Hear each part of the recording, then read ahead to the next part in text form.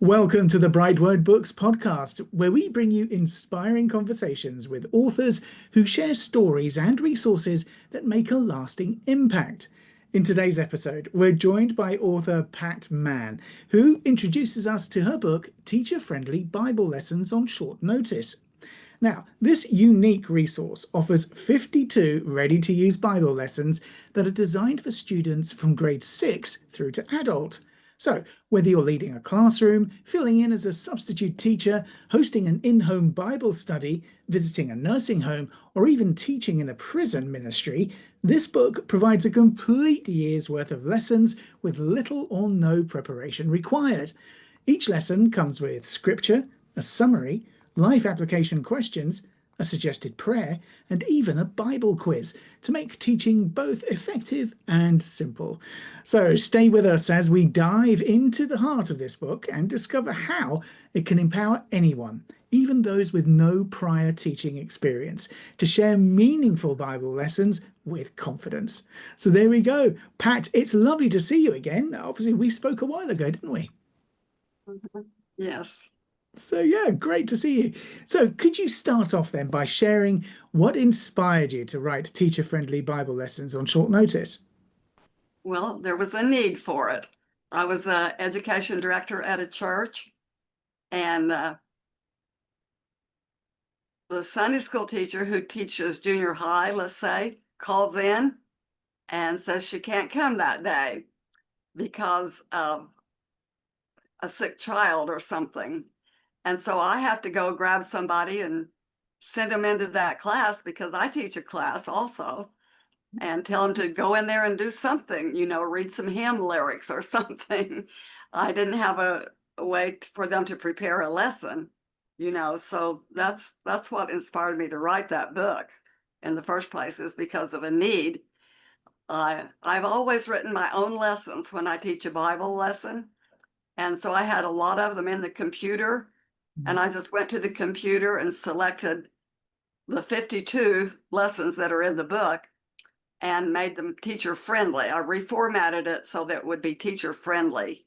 Mm. And and we found other uses for that also.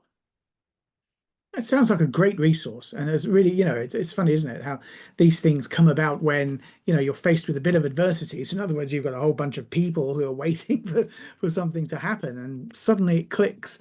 You go, oh yeah. Yeah, there's a place for them to sign what lesson they used for what class, so that if another substitute comes, they can look in there and see what's been used and pick a different lesson. Wow, yeah. Oh, well, see, even better then. So you could just have it like hanging on a string in the corner, and people could just pick it up and take the next one, right? Obviously, I'm kidding, but okay. So why did you feel that there was a need for Bible lessons that could be taught on short notice? Was it only just because of people not turning up for their shift or for their class? uh, well, like I said, we use it for substitute teachers, but one time I was on a vacation and I was gone for several days. Well, it was a trip, and I didn't have really time to prepare for the lesson that week. But with this book, I could pick one out of there and use it, and it would provide me a lesson I could teach Mhm. without any preparation, or at least Right. not much preparation. Right. So when you're traveling and you're going to different ministries as a guest or visitor, then that really helps, I guess, right? So the book contains 52 lessons, as you mentioned. I mean, how did you decide on the topics and also that structure, of everything in there? I'm sorry, would you repeat that? Yeah, sure. So your book, as you mentioned, contains 52 lessons, but how did you decide on which lessons you were going to actually use and also the Well, structure? I was thinking of the age range. I'm thinking like sixth grade through senior adult. Mm. And I would try to pick lessons that would be beneficial to that age group. But almost any Bible lesson will fit almost anybody, maybe very, very young children. Uh, some of those I might not use for those, but I think most Bible lessons will fit any age. But anyway, that's what I kind of looked at, what lessons that I used that were beneficial to me personally. And I thought this would be a good one for the world to know Well, also. mm. So can you describe for us then what a typical lesson looks like and what elements it includes that makes this simple to use for people? Well, we begin with the Bible text first. We read that, and then maybe then the bold letters will tell the teacher what to do. Say this, read this, give a personal testimony here, or ask the class to discuss the topic, certainly. Let's say, for instance, racial issues. Peter, uh, he was a Jew, and he was brought up to believe that you do not mix with Gentiles, and you don't even go into their home. And so there's a Bible lesson about that we could certainly apply to today's society. That God told him to go to the home of a Gentile. And so he had to overcome the way he was raised to actually go into that house and preach to those people. So anyway, I try to pick lessons that will, we can apply to our society today, which is almost every Bible lesson. Yeah, well, that's true, isn't it? There's so much. I mean, you've also included lessons for Easter, Thanksgiving, and Christmas. So what makes those lessons stand out on those particular high days? Well, some people only go to church on Easter Sunday. Yeah, true. If they go, they're expecting to hear a message about the crucifixion, the resurrection. So, and same for Thanksgiving and for Christmas. People are expecting to hear a Bible lesson that merited those holidays. Mm. And so that's why those are important. They're in the back of the book because none of the lessons are in any kind of order. So they can go to the back of the book and find the holiday lessons there. So they're not in any particular order. Yeah, so that's a smart move as well, right? So how did you make sure that the lessons are easy to use, even for someone who has, well, I guess little teaching experience? Well, the instructions for the teacher are all in bold letters. They don't have to speak these letters, but they're just for the teacher. And sometimes it's only one word, such as read, read this, or ask this, or say this, or wait for a response after you ask the question, Mhm. or whatever the teacher needs to do next, she'll find it in the bold letters, and that will tell the teacher what to do. Well, when they get to the closing prayer, there's a closing prayer that's written, and the instructions are, if you're not comfortable of speaking a prayer of your own, you can use this prayer to close the class. Those kind of instructions are for the teacher. So, And that's really good. That, I do a bit of teaching myself, and it would be really quite good to have something like this for the subjects that I teach. But, so people who've used your book, I mean, what settings have you seen this book work especially well in? Is it classrooms or small groups or other places? well, yes, of course, the Sunday school class, but there's other uses for that book. Mm. Uh, People who are inexperienced teachers, they're just kind of getting started and they don't have confidence yet. They can use this and they can get through it easily the first time. Anybody who's can read English can teach one of these lessons the very first time they use it. And after they do it 2 or 3 times, they're very comfortable with it and confident with it. They're so easy to teach that I teach at the jail every week at the Mm. county jail. And sometimes I will ask if there's anyone there who would like to teach a lesson, and if somebody volunteers, I just give them a copy of it and they do it. And it's amazing how well they do just by following the bold letters and doing that. And and they're proud of themselves after they get through a Yeah. lesson. Oh, wow. So That's an excellent example. I love that. That's really good as well. That would really help with the rehabilitation and that sort of thing, wouldn't it? Of prisoners, to give them their own sort of Yeah. self-confidence. Oh, excellent. Oh, that's really good. Okay, so how do the life how do the life application questions then help people connect scripture to their daily lives? I think you've mentioned some of it before.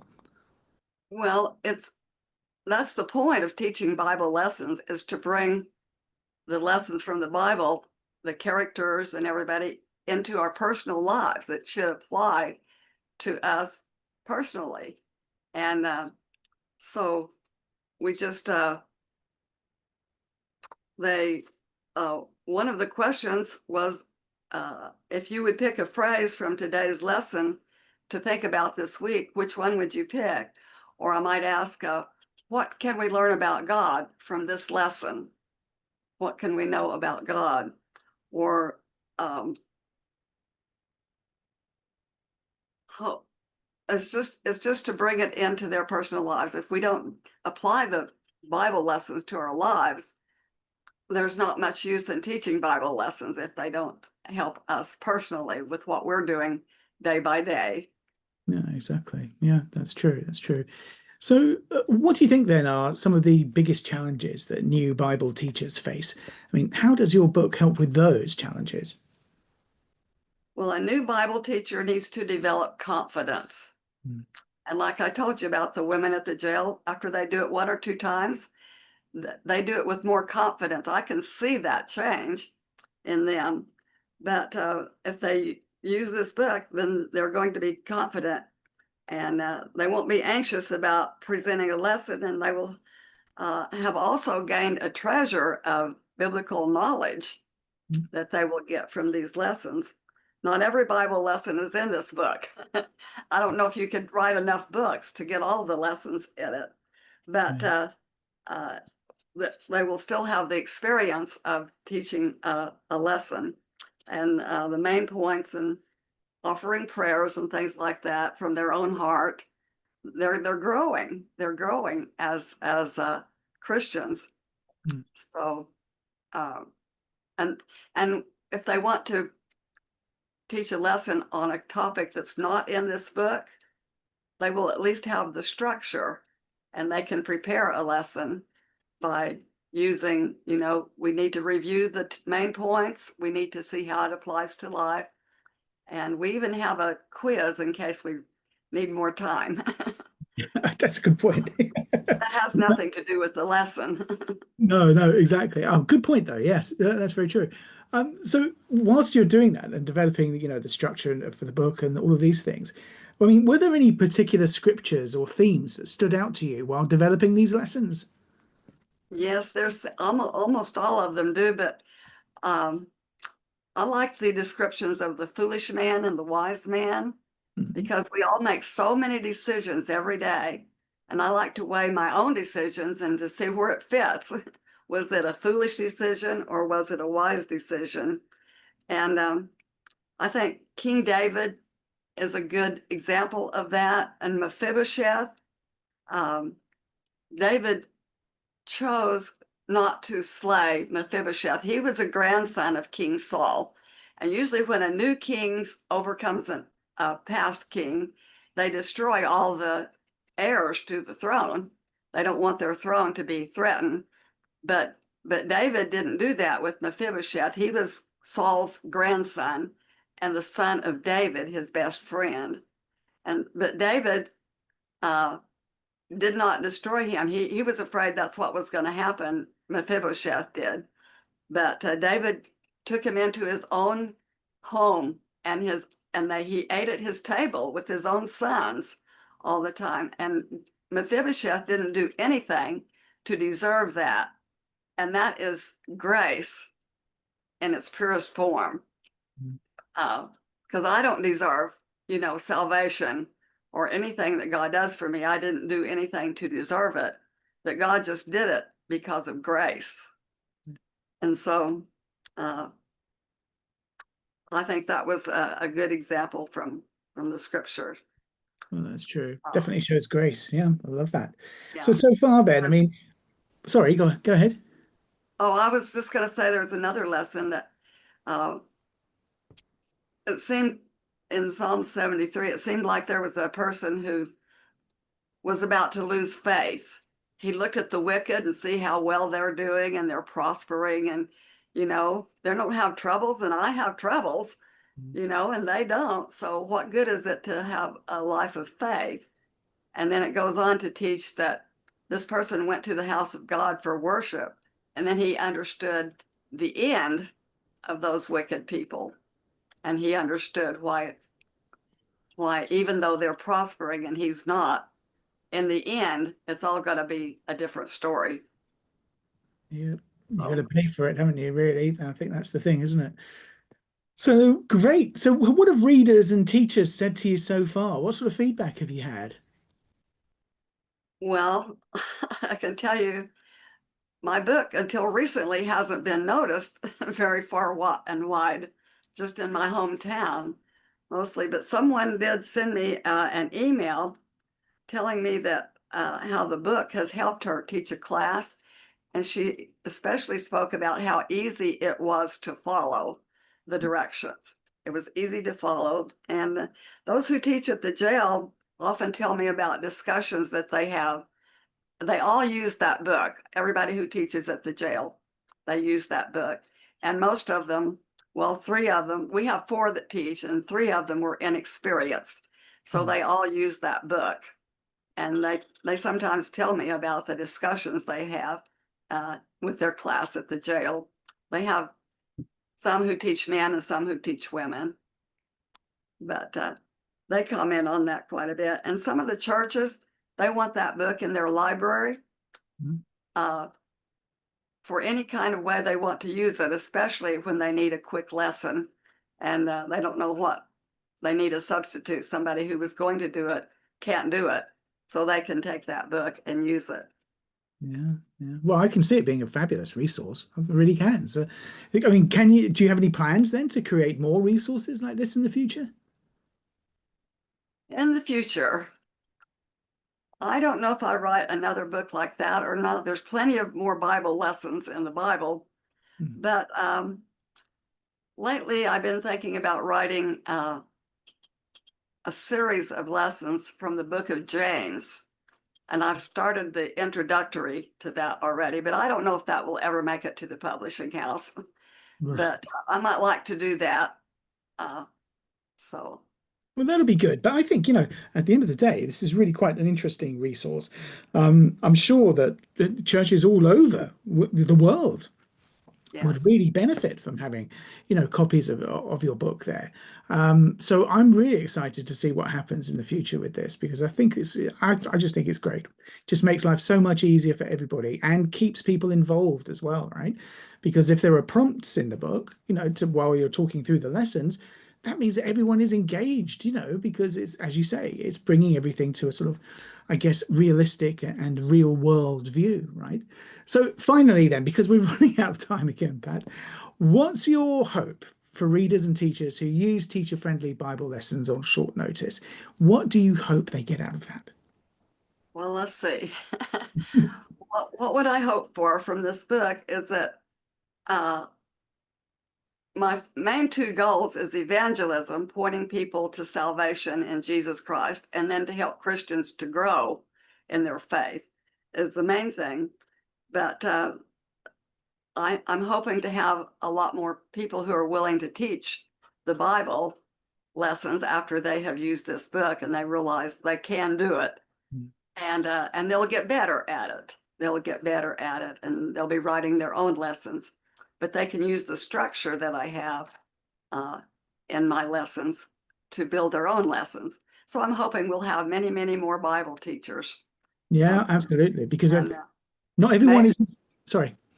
oh, I'm sorry, maybe some of those who are in the jail that I told you about that will take a lesson and teach it, maybe they're going to be the teachers of tomorrow. Yeah, That would be great. I would love to know that one of them was teaching the Bible after they got out of jail.